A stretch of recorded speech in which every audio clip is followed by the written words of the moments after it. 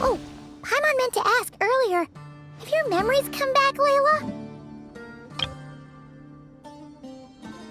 No, sorry. To be honest, nothing about this experience feels familiar. Besides, my focus is the stars, so I don't spend a lot of time exploring ancient ruins. Guess that makes us the senior researchers in this scenario. Stick close, all right, Layla? Okay.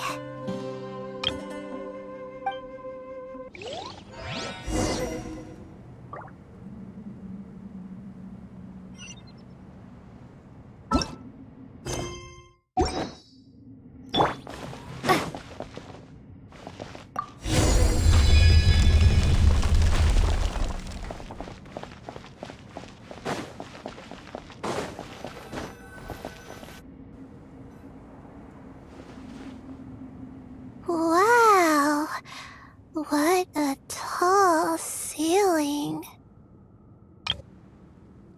Yeah, but for such a big place, it's so empty.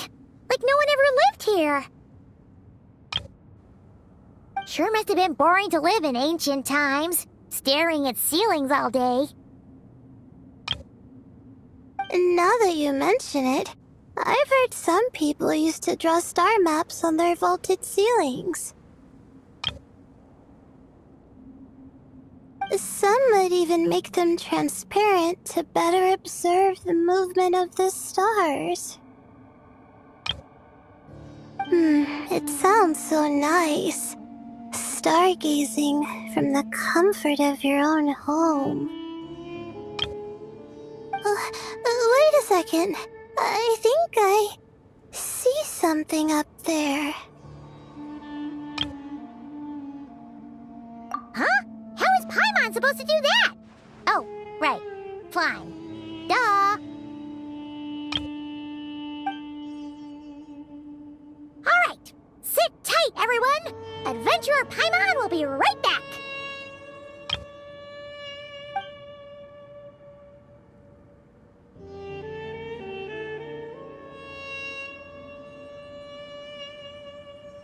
Okay. So, there's nothing super special up there. Just a couple of shelves, tables, jars, and scrolls. And a whole bunch of dust, dirt, and sand. You really want to search through all that stuff?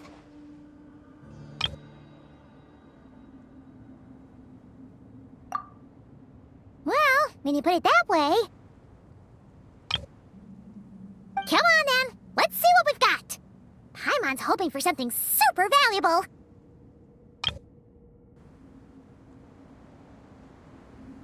Thanks. I'll stick close.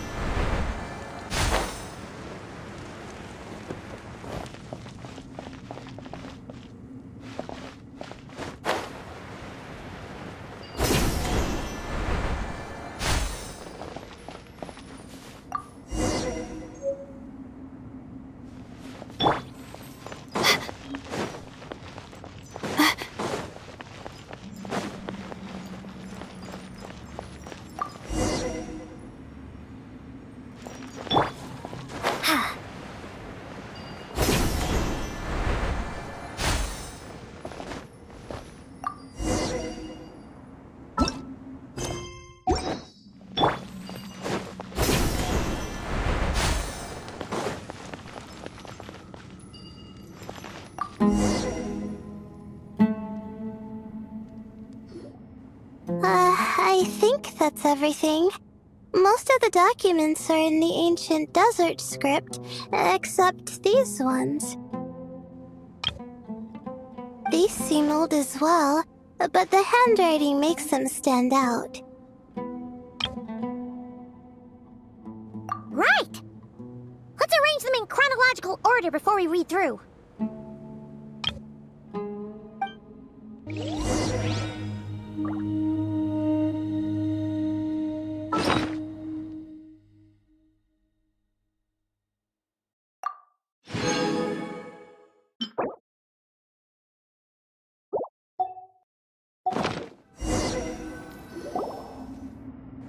Okay, now let's take a look.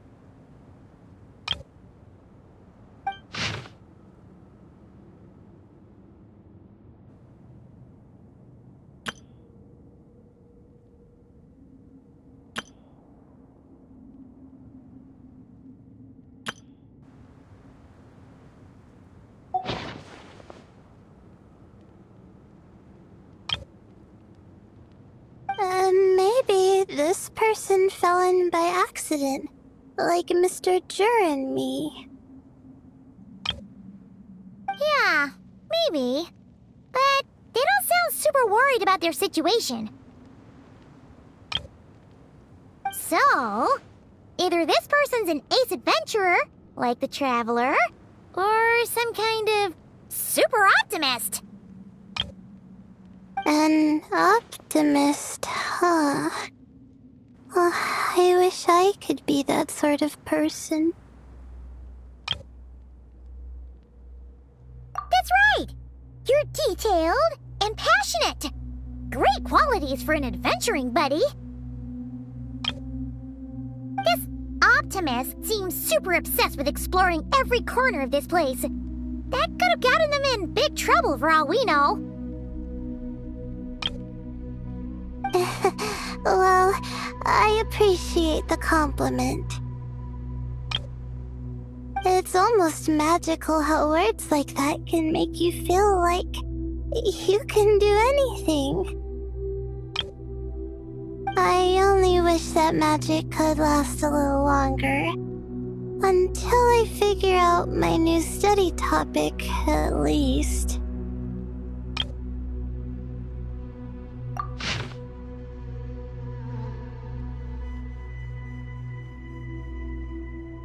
Oh, looks like you were spot on, Paimon.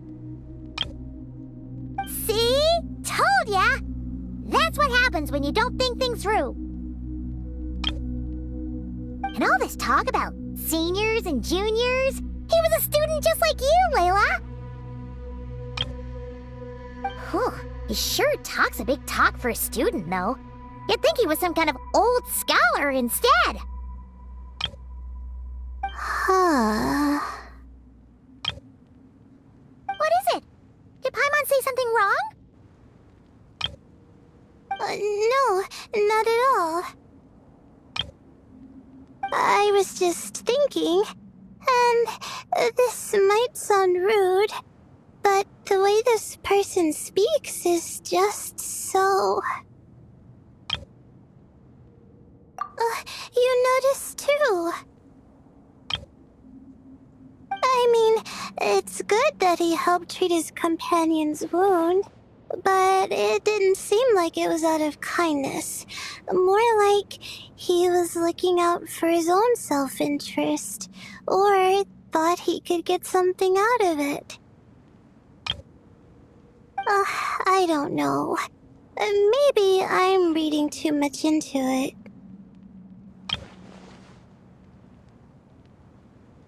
Yeah. If you're both in this dangerous situation together, wouldn't you mention them at least once? If it were Paimon, she would write down the name of every single person she was with. No one would be able to get away. Actually, I find Paimon's approach quite sensible. It makes sense from a safety perspective, too. That way, if anyone came to the rescue, the notes would be able to tell them everything they needed to know. Whoa! That's genius-level thinking! Well, I learned that from Madame Farazan, actually. I'm not speaking from personal experience or anything.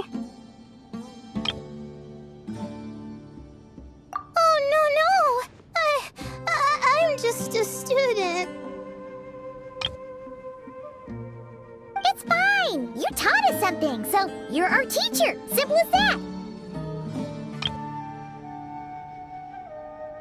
Anyway, from the looks of things, the student who left these notes behind was pretty weird. Let's keep reading.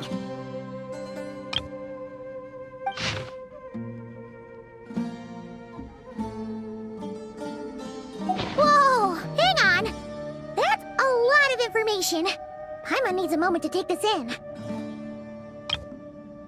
The Ibis King. So, did this person actually meet the Ibis King here? Sorry. Who? Jeez, not again. Stop teasing her, Traveler. You know she was asking about Nefer. Anyway, Nefer's, a friend of ours. And she's mentioned the Ibis King before, but not in much detail.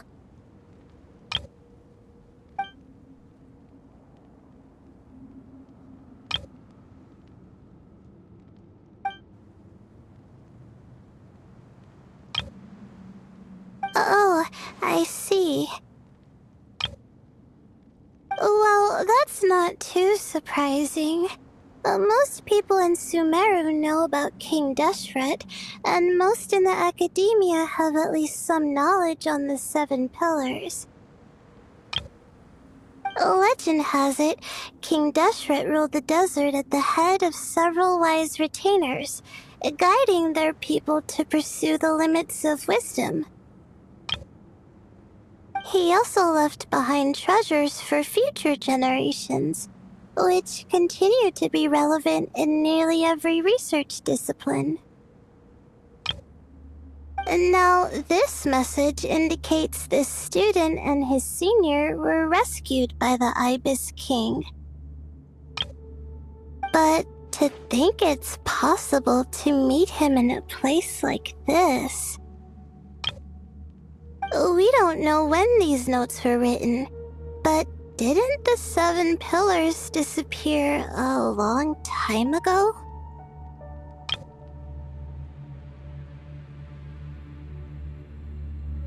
Yeah, the notes made it sound like his powers were restricted. Also, the mention of this form? What is that supposed to mean? I'm not sure. Let's keep reading.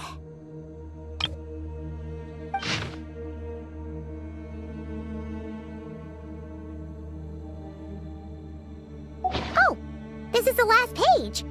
There's even a signature at the end.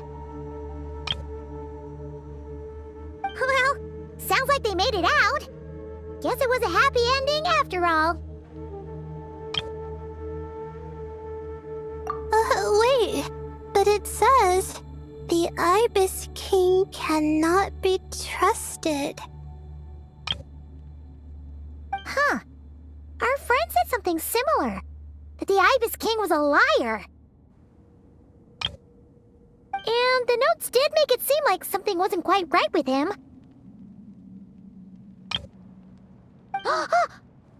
Maybe he wasn't one of the 7 pillars at all, but some kind of con artist.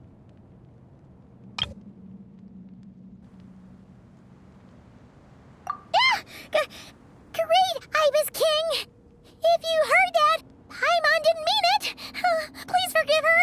Don't trap us here! I think Paimon raises a good point. Let's keep our guard up just in case.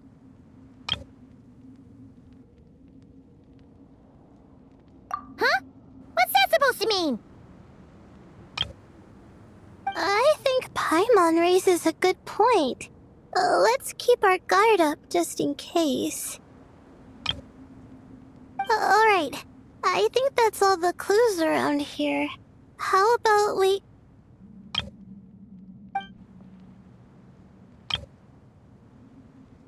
Oh, it's Marak! That means Kaveh and the others should be around here, right? Hello? Anyone up there? Can you hear us? Yeah, we can!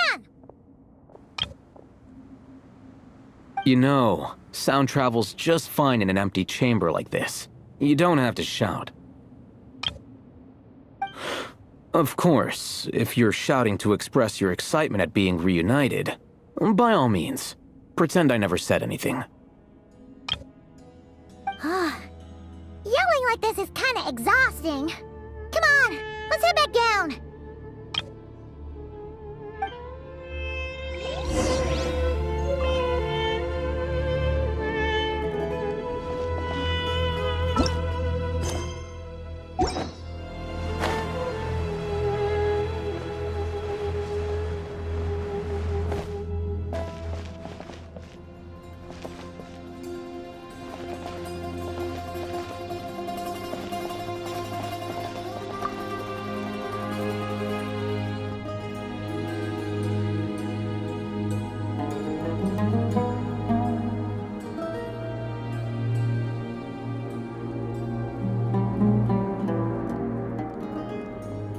Wow, we all ended up in the same place, huh? Yeah, what a coincidence. Indeed. Or as I like to call it, the chai factor.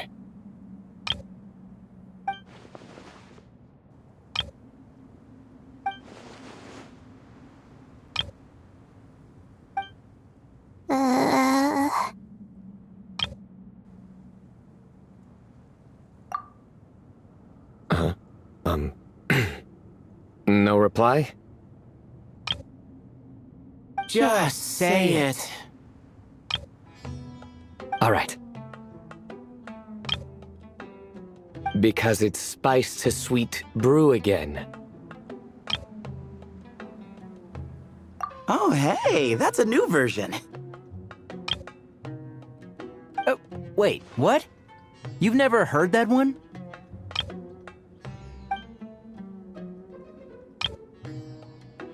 What are you looking for? A place to sit and read my book. Oh, great. What else is new? Well, looks like everyone made it through unscathed. Let's take this chance to get some water, rest a bit, and discuss what we learned. Sound good? Yeah, let's debrief.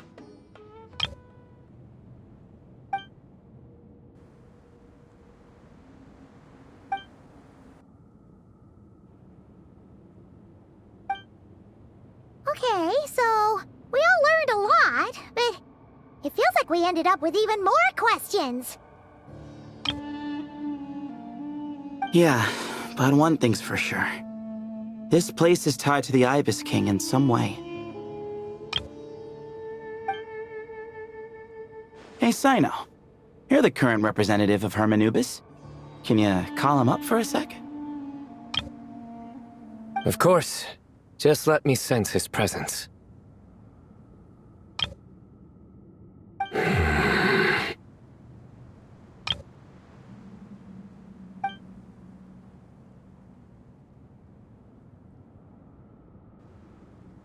Just kidding. I can't sense him at all.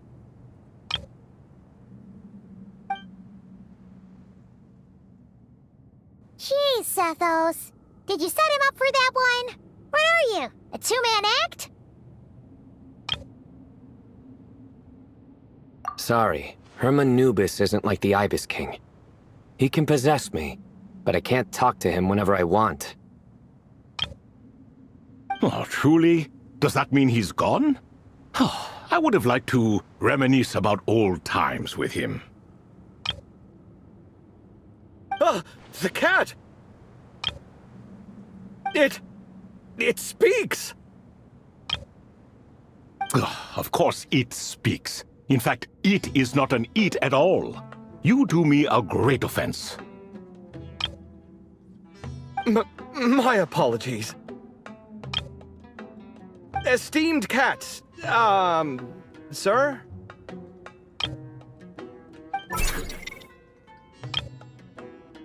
Oh, this little contraption is still here. Contraption? No, this is Marak.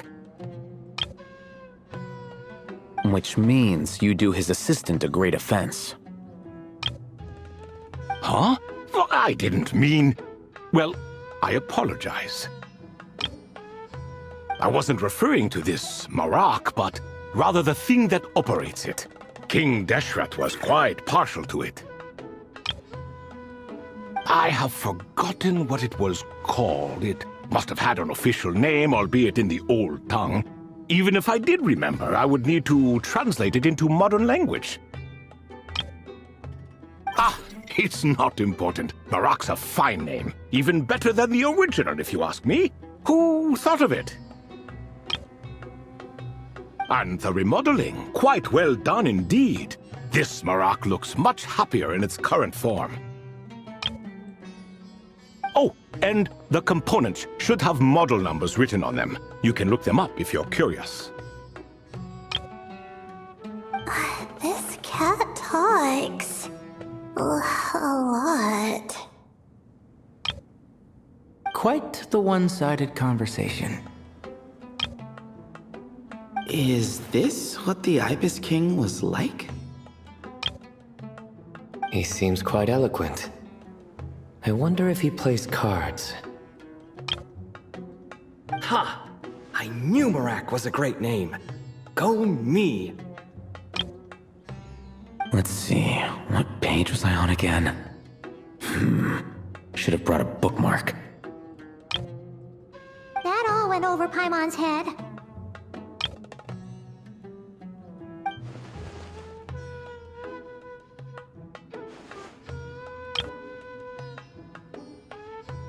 Hello indeed.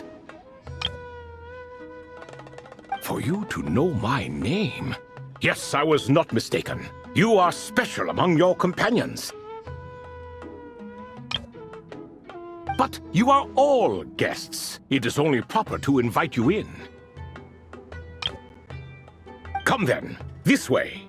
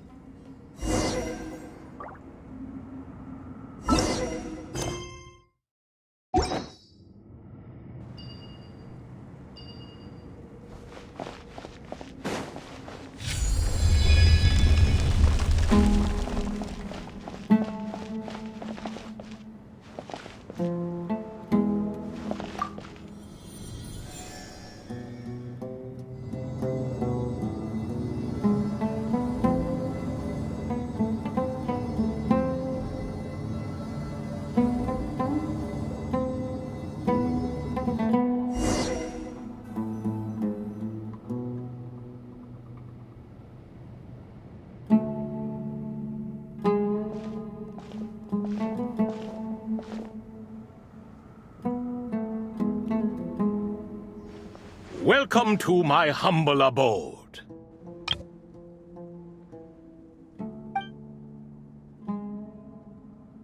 Oh, your house sure is spacious, Lord Ibis King. I fear it's not quite what it used to be.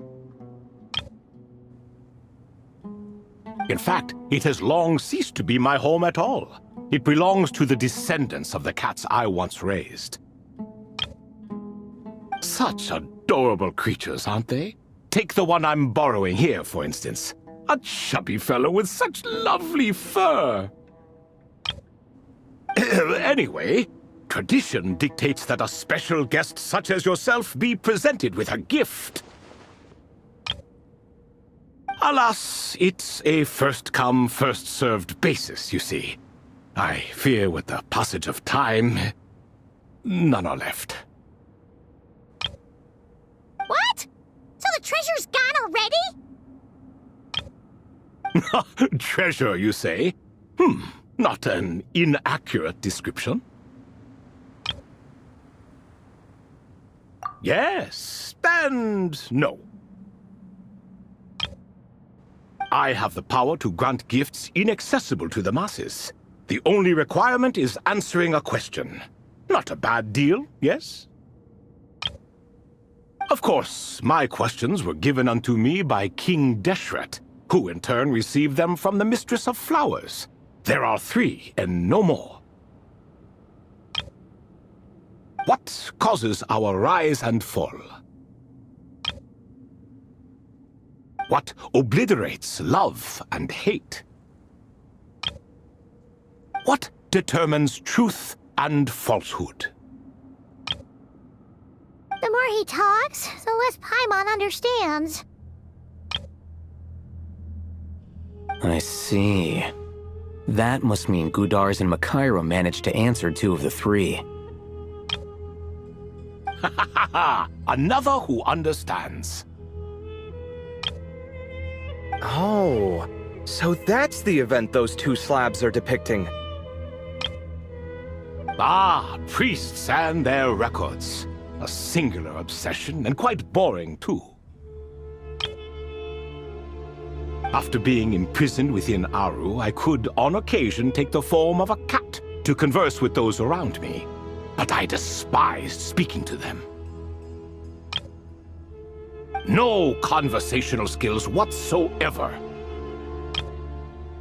Now, humans like you who stumble in here from time to time, you are much more interesting. Hold on! We're getting off topic again. The 3 questions you just mentioned, what are they for, exactly? Ah, that is a story that begins with King Deshret. And we're in for another long one. Nostalgia for the past is common to us all, is it not?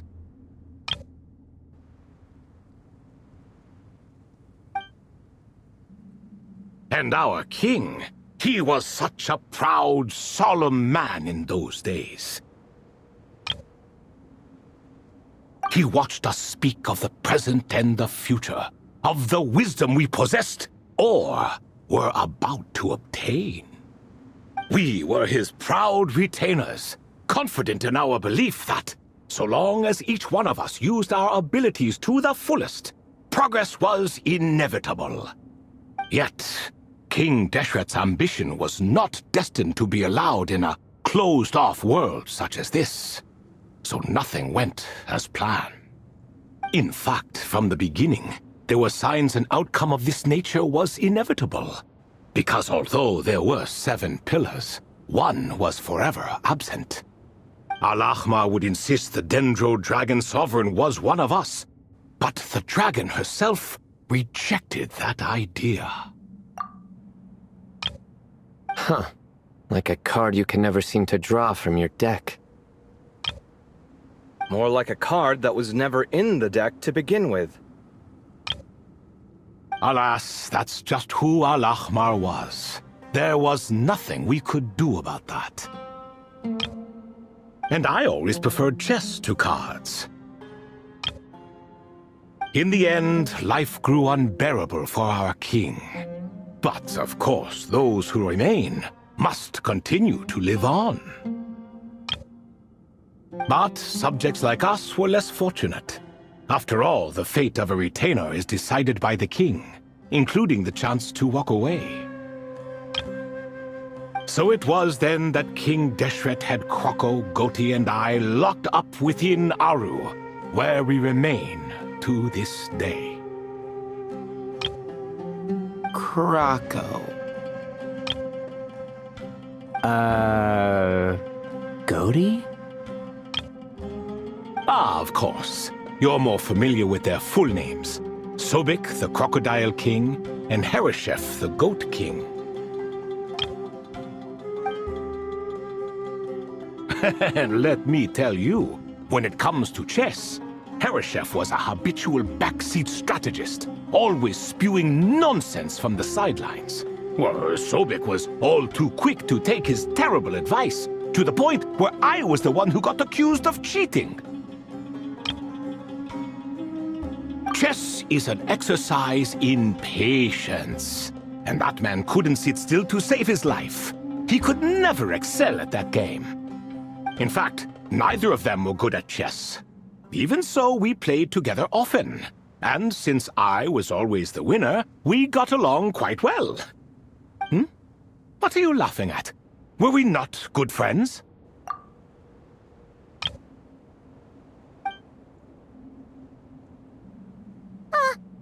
No one's laughing. Paimon would never. No, not you. It's Goti. He's laughing for no reason again. Can you not hear him? Ah, right. Of course you can't. The two of them are inside Aru, as am I, so only I can hear them. What is even going on here? Has he, started to lose it after being trapped for so long? That does happen to prisoners serving life sentences. Speaking of which, how's Azar doing these days? I doubt he's doing much of anything. Just what I wanted to hear. What is the meaning of this? You doubt my words? I have half a mind to not talk at all. Oh, no. They're not questioning you, Lord Ibis King, just discussing other things.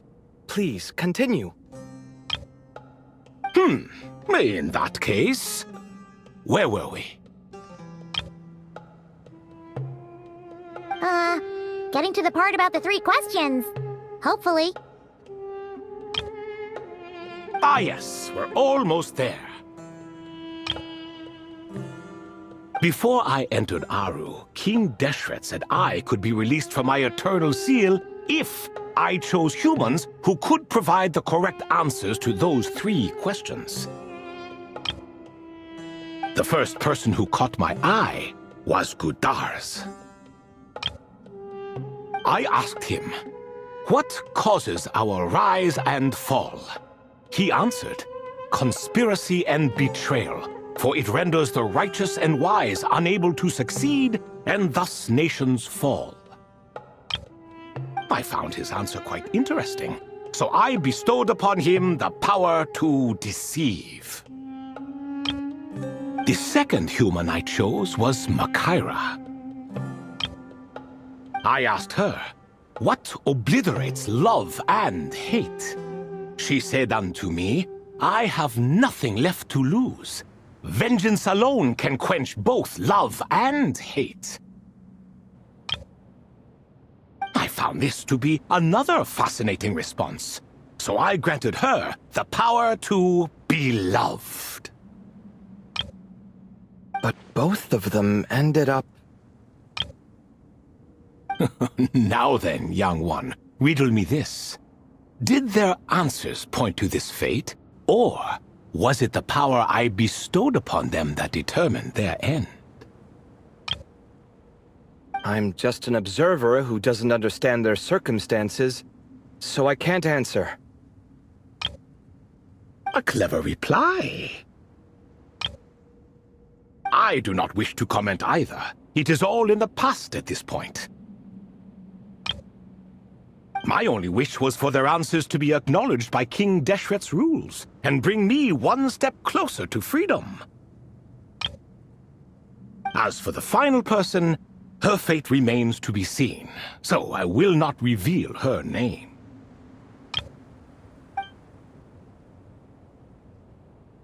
I asked her, what determines truth and falsehood? And found her answer quite compelling, so I bestowed upon her a gift to match. As you can see, however, I have not been freed, so it's clear the answer she gave at that time was wrong.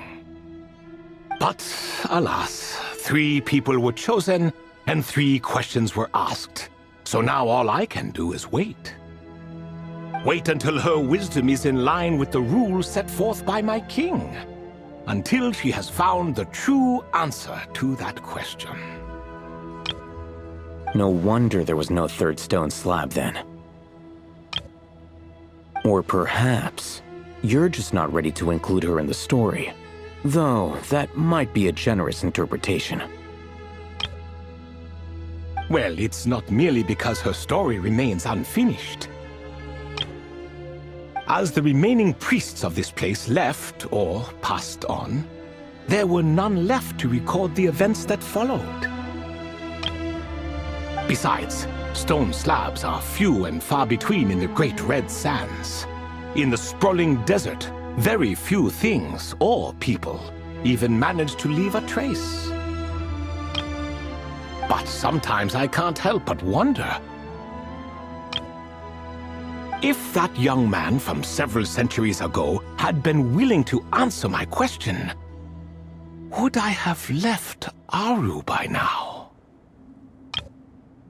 Wait, so there was someone else? Of course, it has been thousands of years after all. All sorts of people have stumbled upon this place, but I only chose the special ones. That young man had such a singular intelligence, though his companion, by contrast, was rather average. The author of those notes we found? The student named Zandik? Ah, yes, I think that was his name.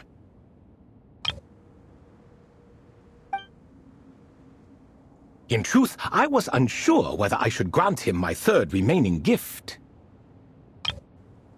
He was, of course, exceedingly clever, but he was also mistrustful and narcissistic in equal measure, and there did not seem to be a line he was unwilling to cross.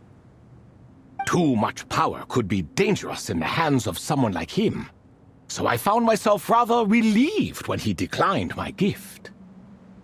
Oh, he turned you down? Did he give a reason? Yes. He said he didn't need it. I still remember the look in his eyes. Nothing stood out per se, and still I could sense contempt and disdain radiating from his gaze. I could not give an exact reason, but on instinct I just knew it would not end well to get close to a man like that. So, I tricked him. "Stick close to your companion," I said. "Only the descendants of Tulaytullah can come and go as they please. Leave him behind, and there is no escape for you." So, does that mean his companion wasn't a descendant of Tulaytullah? Oh no, that part was true. The lie was in the other half. Anyone can enter or exit this place. There are no restrictions. I saw that his companion was exhausted and was concerned Zandik might leave him behind, or worse, that some other accident might befall him. So I made up an excuse to prevent Zandik from going a step too far. Oh, and speaking of, Zandik's companion had the same blue hair and pointed ears as you. Wait, does that mean Layla's also a descendant of tulaytullah? Indeed. When Hermanubis founded that city, he took in many who had nowhere else to go. Today their progeny are scattered to the four winds, and indeed are far more numerous than I could have imagined. So the person you protected could have been my ancestor. Yes, yes. You're very welcome for that. Could I ask another question, Lord Ibis King? Of course. I have nothing but time, I'm afraid. Did you also save me and a man named djer? I did. You two were quite unlucky bumping into a device King Deshret once used to measure human brain power. That contact caused more knowledge than you could handle to flood into your minds. So I replaced that knowledge with simpler, repetitive information. Of course, the side effect being the same thought repeating over and over again in your mind, but That should resolve itself in time. How many moons are there in the sky? Yes, that was the phrase I used in your head. I forgot the other one, though. I believe it had something to do with food.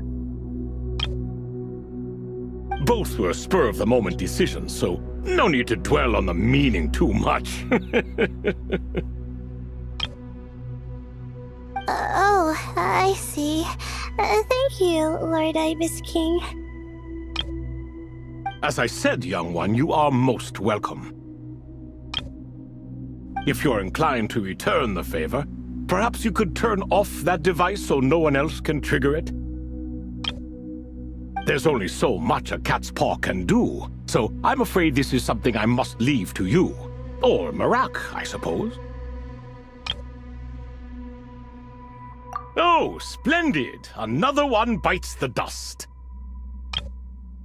Such is the fate of things here. Day by day, little by little, the remnants of ages past fade into obscurity. For that reason, the gifts of bygone eras, be they tied to your blood or technological in nature, are not to be revered. They are tools, nothing more. Disrespectful? I simply make the most of what I have. Besides, our king has been gone all these years. What good does it do to revere him now? Oh, are you talking to the Goat King again? No, Croco this time. He's pestering me for another game of chess. Says he wants to even the score. Wishful thinking, if you ask me. If we counted one push-up for every loss, he'd owe me 300,000 by now.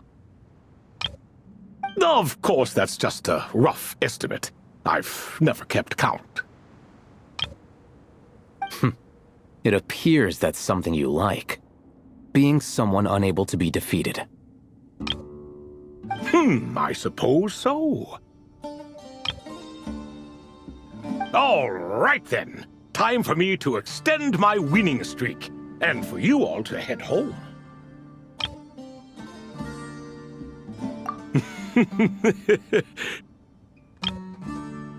In truth, deep down, I know even the answers to those 3 questions will not change my fate. But that is for me to reckon with. Go on now.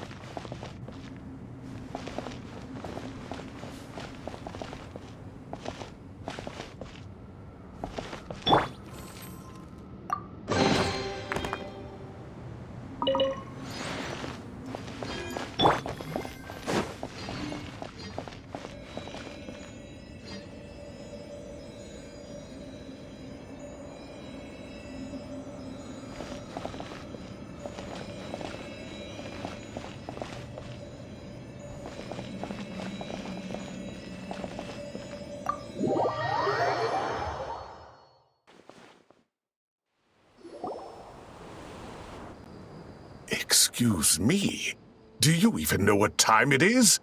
I've harvested 3 crops of tomatoes while you've been gone. You're exaggerating, Professor. I'm making a point. There's a difference. Sincerest apologies for keeping you waiting, Professor Cyrus. See, that's what I call manners. Now, are any of you hurt? Nope. It went way smoother than we expected, actually. I presume the investigation is complete then. Come, tell me all about it.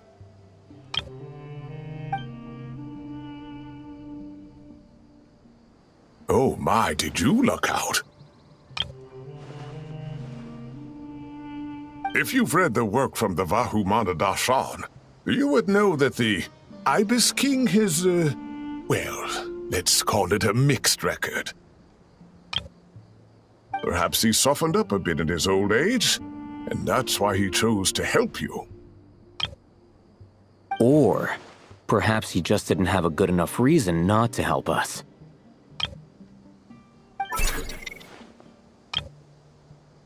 See? Marak agrees. How do you even know that's what Marak meant? That could have just been a happy noise. In any case, there's a lot to be happy about. We figured out what happened to Layla and djer, and there were some unexpected takeaways too. Yeah, I never expected to learn about my ancestry. I've always thought of myself as just an ordinary student. I never would have even considered something like that could be true. Come to think of it, our ancestors might even have been friends at some point. Huh? You're right. Maybe I should take a trip back home to see if I can find any records about that. Oh, I was just throwing that out there. I wouldn't want you to go to the trouble. It's fine. My advisor gave me a break, and I still have a few days left, so... Oh, wait. My study topic. I haven't made any progress at all. No. I need to focus on that instead.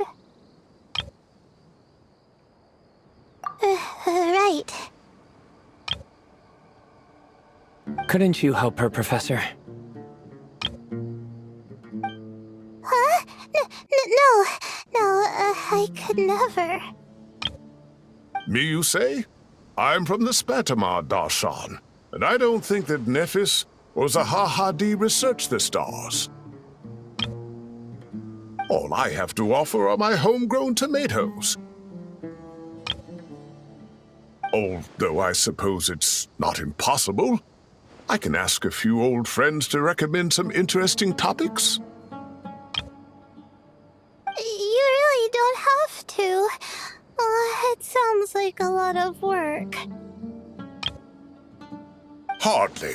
A few passing questions while we water the plants? It's no trouble at all. Thank you so much. Of course. Now it's getting late, and you all must be tired. Let's wrap things up here. Some say desert nights are the sun taking mercy on us after the heat of the day. So, let's leave while she still feels merciful.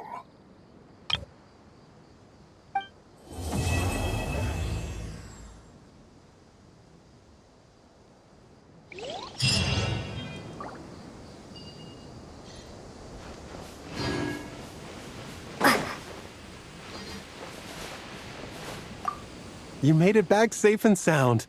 Glad to see it. I see everything. I'll have to ask Sethos all about it later.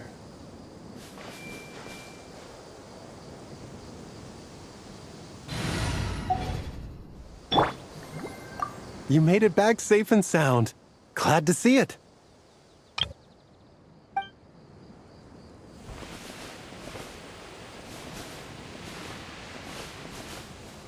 You made it back safe and sound. Glad to see it.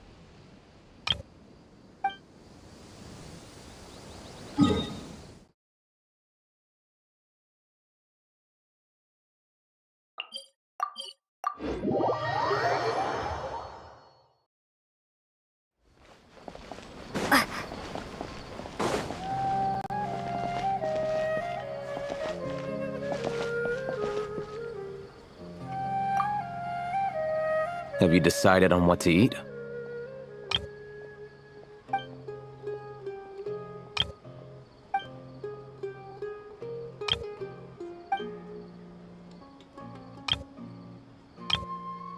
Fine. I'll go ahead and order then. Hey! Wait a minute!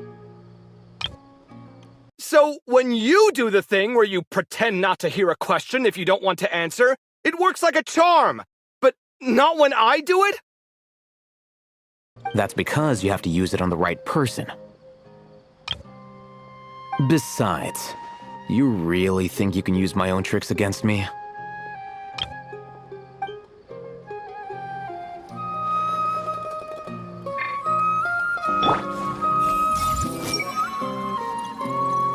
Why is it getting so hard to keep up the act? Is a worry-free life too much to ask for? It's been an eventful day, and it seems someone is intent on not making tonight any easier.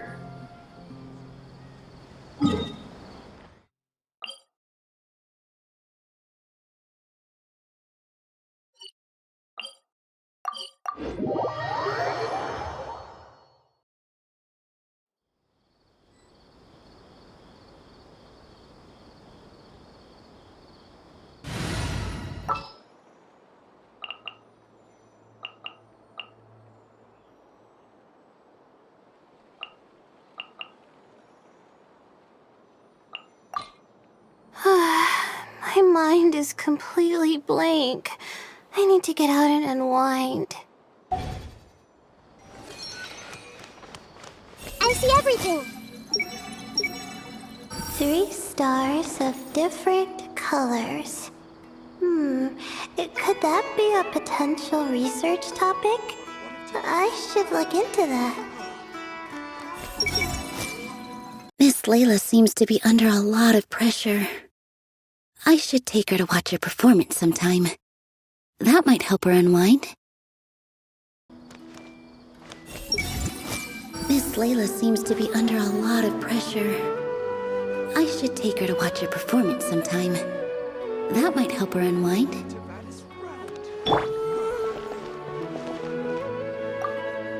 Well, this is an unexpected reunion. Like 3 stars of different colors rising in the same sky. What a spectacular occasion! Archon and Miss Nilou from the Zubair Theater. I'm not interrupting anything, am I? Of course not. I'm just relaxing, gazing up at the starry sky. I get a lot of inspiration for new dances when I come here. Oh, I'm also here to get some inspiration. I thought I was the only one who did that. Of course, the inspiration I need has to do with my studies.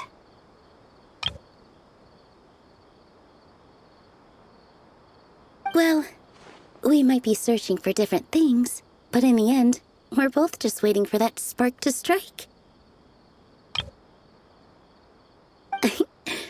But this time, it wasn't inspiration, but Lesser Lord Kusanali who came knocking instead. How do you know I'm not here searching for that same spark? We must innovate after all, even in dreams. Here, I brought some candied ajilenak nuts. May they bring us all sweet dreams.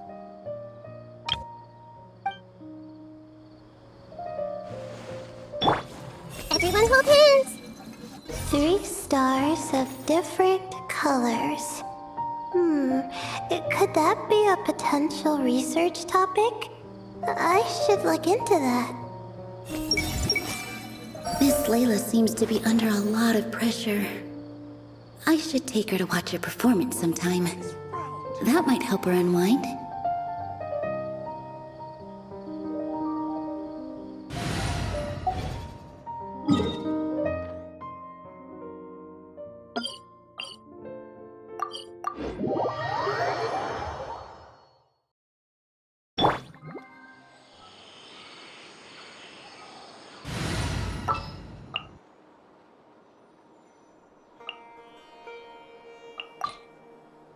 Cool. You're the boss.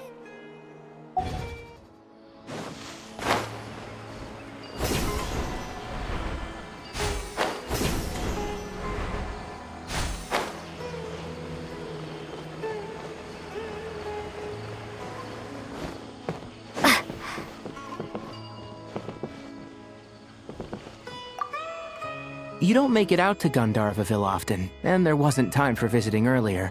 So why don't you stay a few more days?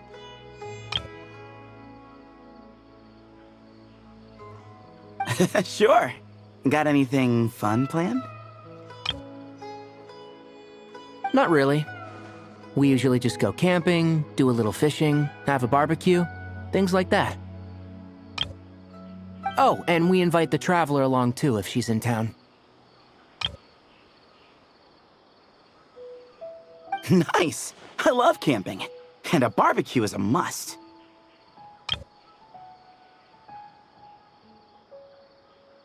Don't get too excited. You might not know this, but Tighnari doesn't use seasoning when he grills. Huh? No way.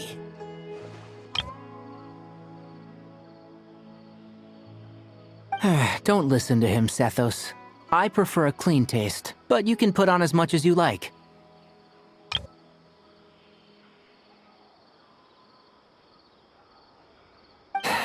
You could have at least played along.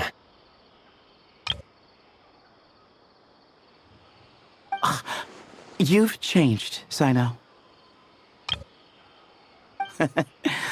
Man, it's a shame Hat Guy hasn't been around lately.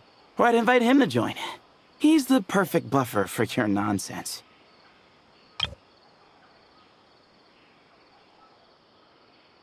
I wouldn't mind him tagging along either.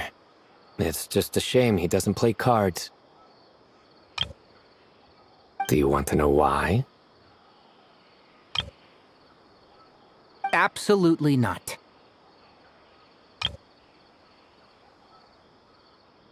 Seriously though, where did he go?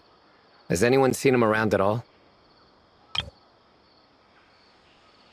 I heard he's taking care of something in Notcry.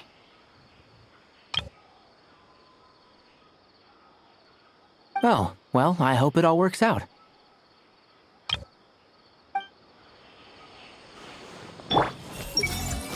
Haven't thought of a new pun yet, but it'll come to me. And then I'll punch them with humor.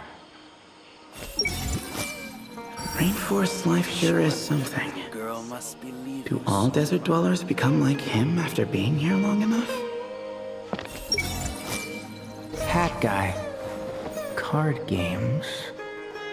Was he setting up for a hat trick joke? Rainforest life sure is something. Do all desert dwellers become like him after being here long enough?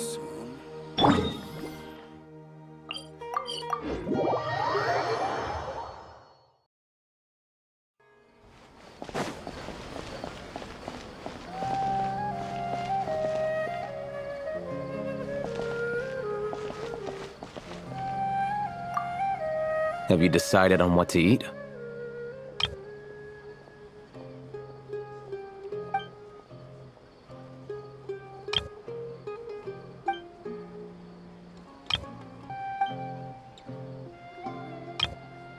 Fine.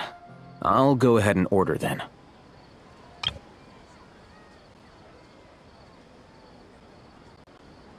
Hey! Wait a minute! So, when you do the thing where you pretend not to hear a question if you don't want to answer, it works like a charm. But not when I do it?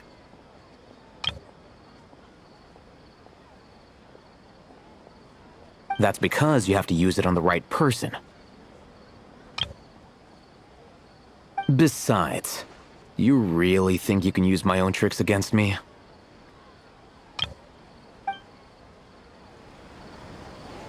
Hey! It's been an eventful day, and it seems someone is intent on not making tonight any easier. Why is it getting so hard to keep up the act? Is a worry-free life too much to ask for? Why is it getting so hard to keep up the act? Is a worry-free life too much to ask for?